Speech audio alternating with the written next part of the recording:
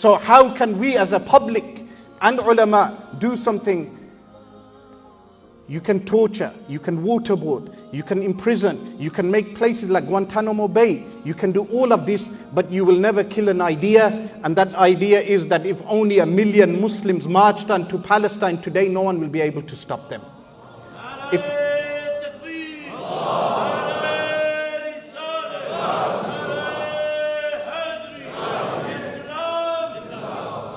If 1 million Muslims marched from somewhere like Turkey today, 1 million Muslims, and this idea now it is out there.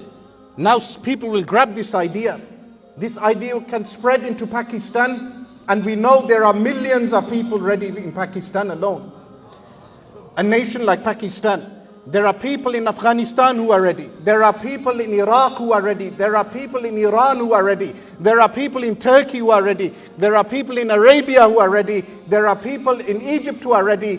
And their numbers shall exceed 1 million. If those 1 million cross the border and enter into Jerusalem, no one will be able to stop them. Walhamdulillahi Rabbil